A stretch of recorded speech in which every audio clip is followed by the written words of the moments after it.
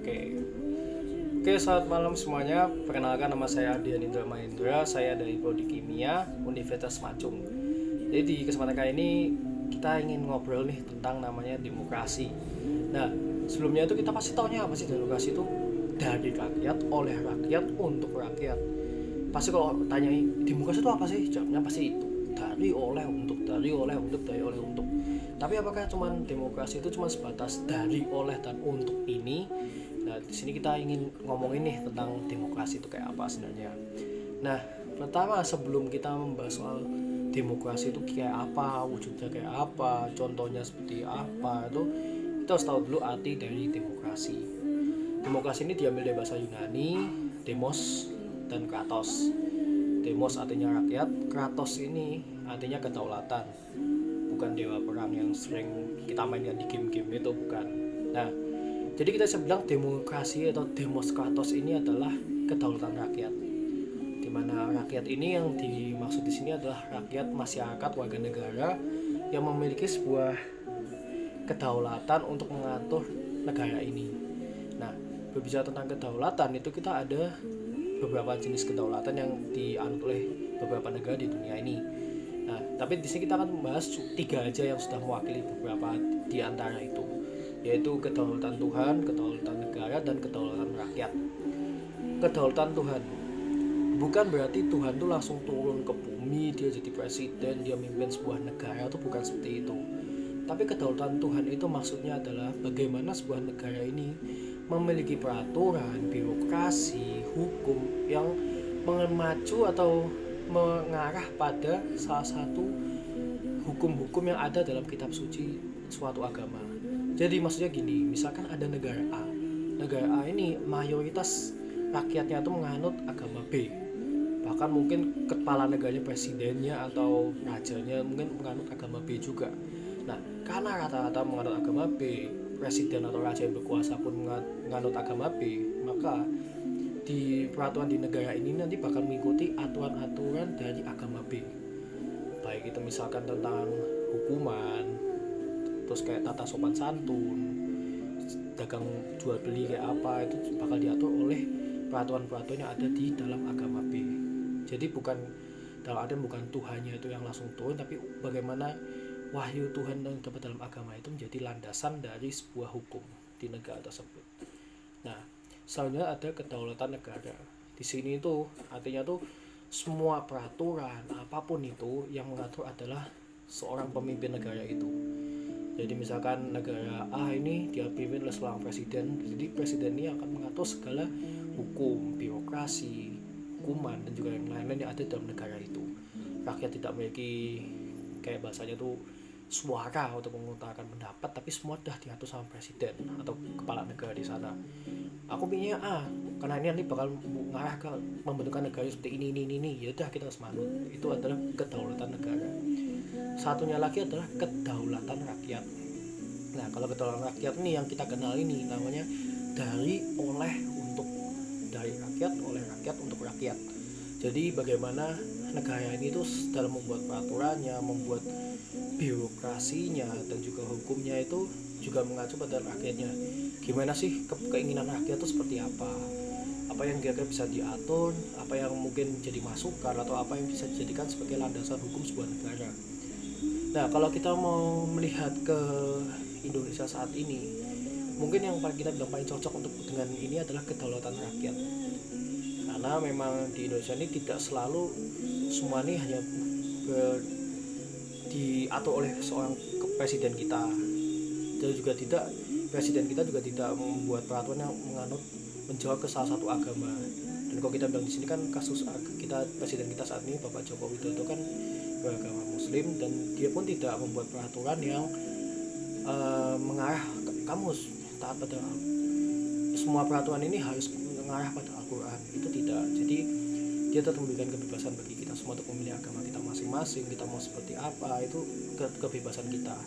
Tapi peraturan yang dibuat pun juga tidak diktator, dan juga kita tuh bisa bersuara di Indonesia ini.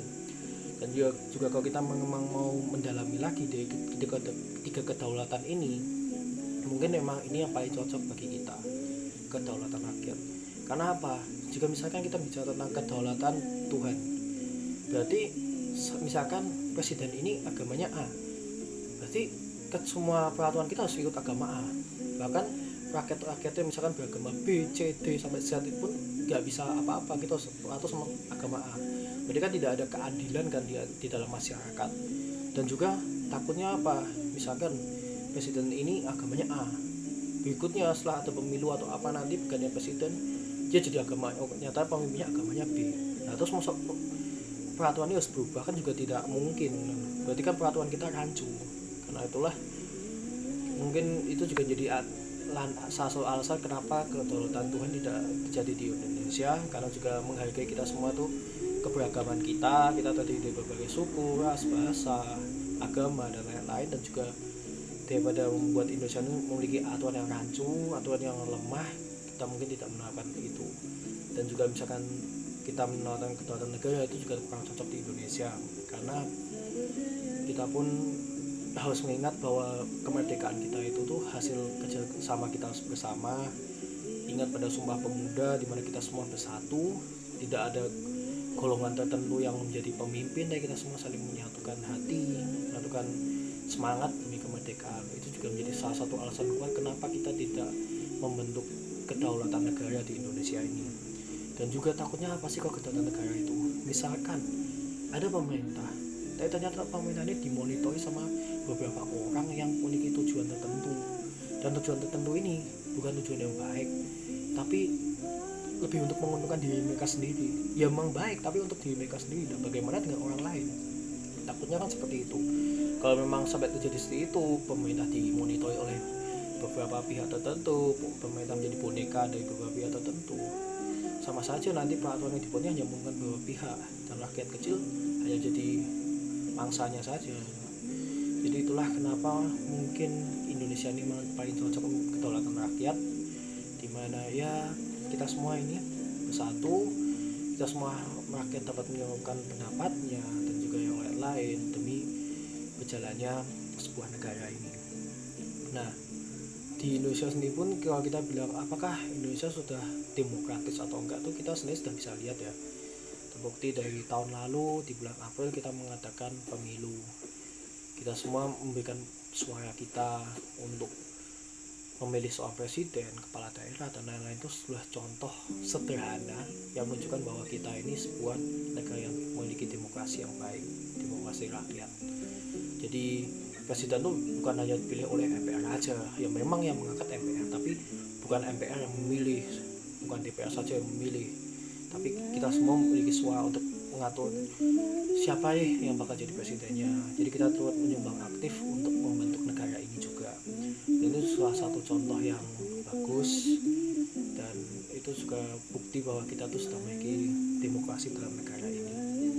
Nah, kalau kita bilang tentang bentuk-bentuk demokrasi juga nih, ini beda dengan kedaulatan yang tadi ya, tapi tentang bentuk-bentuk demokrasi ini gampangannya itu kita tuh mengenal beberapa jenis kayak liberalisme, terus kayak komunisme. Itu ya mungkin kayak beberapa negara-negara di luar tuh menerapkan liberalisme ya, misalkan Amerika dan lain-lain.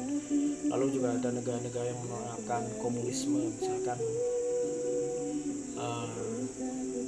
Rusia dan juga lain-lain. Mungkin itu kembali semua lagi ke wilayahnya. Mungkin banyak dari kita kan bilang, wah negara komunis tuh nggak baik gitu. Kita jangan berpikir seperti itu, karena mungkin juga negara itu memiliki alasan tersendiri mengapa mereka menjadikan negara mereka negara komunisme. Lalu juga ada negara liberalisme. Wah liberalisme apa tuh, bebas sekali, narkoba semuanya, habis pulang dari gereja langsung pada ngerokok atau apa, judi boleh bebas, apa-apa bebas. Wah ya gitu kan, bebas, tidak terikat oleh hukum. Hukum tuh kayak lebih ringan di negara itu tuh ya. Kita jangan kayak langsung menghakimi juga bahwa kenapa kok mereka sampai bentuk kayak gitu, karena pasti kan mereka juga punya alasan tersendiri untuk itu. Tapi yang terpenting dari segala macam bentuk demokrasi ini, kembali lagi bagaimana sih kita tuh gak usah melihat orang lain, tapi kita sebagai bangsa Indonesia tuh melihat negara kita sendiri. Sebenarnya di Indonesia ini kalau kita masih bilang tuh demokrasi itu memang sudah berjalan, tapi belum berjalan dengan baik. Maksudnya apa? Ya banyak sekali kasus-kasus yang suara-suara rakyat kecil ini kayak selalu dikalahkan, kepentingan rakyat tuh diundur semua demi kepentingan beberapa pihak tertentu, dan itu rasanya juga memberatkan rakyat kecil seperti kita. Yang penting itu dalam sebuah negara itu apa? Yaitu adanya sebuah komunikasi. Jadi di Indonesia ini sendiri, kita pun sebagai rakyat Indonesia turut aktif dalam menjaga pemerintahan ini, membangun negara ini. Jadi kita harus bisa aktif mengikuti pergerakan pemerintah.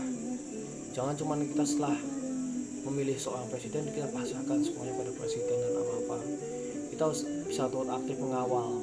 Oh ini loh, kok pembangunan di daerah sini agak mandek atau apa? Ayo kita sama-sama ngomong ungkapan suara kita ke pemerintah, sehingga pemerintah juga mau bisa mendengarkan, oh keluhan masyarakat tuh ini seperti ini.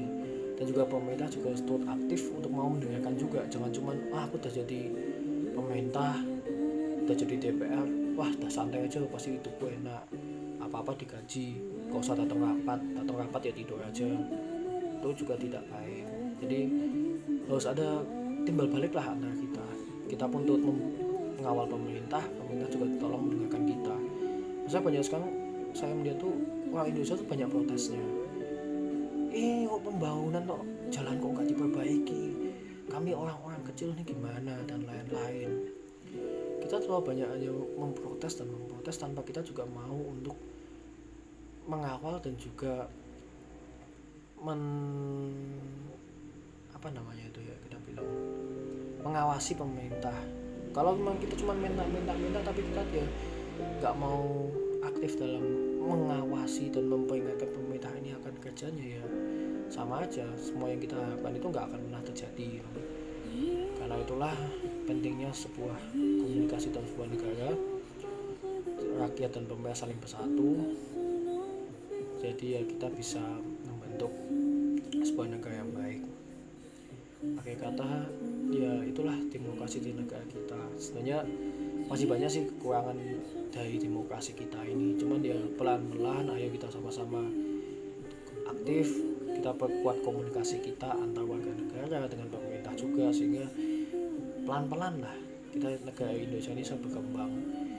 Jangan cuman kita tuh terkenal karena kebrutalan kita, kebarbaran kita. Kadang kita juga terlalu orang Indonesia kan kadang terkenalnya apa sih, barbar sih kita bilang, dikit-dikit demo apalah yang nggak jelas. Kadang kita kan terkenal seperti itu kadang di mata luar negeri juga. Ya ayo kita hilangkan semua mindset itu, kita semua rakyat Indonesia bersatu, kita membentuk sebuah negara yang lebih baik, Indonesia lebih baik ke depannya. Karena juga sebentar lagi terutama untuk generasi muda seperti kita kan, sebentar lagi 100 tahun Indonesia itu dianggap sebagai umur emasnya Indonesia, dimana kita sebagai generasi muda ini kan juga bisa untuk memimpin negara ini. Karena sekarang kemudian negara itu sudah hitungannya bukan di tangan orang-orang di luar sana kayak presiden, Pak Jokowi, Maruf Amin, atau siapa pun, bukan. Sebenarnya kemudian negara itu ada di tangan kita generasi muda. Makanya ayo kita generasi muda juga aktif lah untuk sama-sama membangun pemerintahan ini dengan cara apapun yang kita bisa. Jadi ya itu yang bisa saya sampaikan. Dan juga ini sedikit pesan aja ya dari saya tentang sekarang kita sedang menghadapi pandemi COVID-19. Ya tolong kita semua sama-sama aktif juga untuk membantu pergerakan pemerintah. Pemerintah bilang ayo kita mulai belajar dari rumah, bekerja dari rumah, ibadah di rumah, ya ayo kita juga lakukan itu loh. Sekarang kalau kita tetap nekat-nekat keluar dan lain-lain, ya kapan ini bisa berakhir loh. Kita menganggap aku kuat kok, padahal ya mungkin imun kita kuat, ya kan mungkin kita jadi agen pembawa COVID kan juga tidak baik untuk sesama kita juga. Jadi ya tolong kerjasama kita semua bantu pemerintah ini, jadi segala masalah ini segera berakhir dan kita semua bisa kembali beraktivitas seperti biasa. Ya jadi itu aja yang bisa saya sampaikan. Terima kasih sudah mendengarkan, dan tetap jaga kesehatan, tetap semangat. Ingat kita ini satu Indonesia, kita satu bangsa, kita satu bahasa. Ya ayo kita sama-sama bersatu demi Indonesia ini. Oke? Dadah.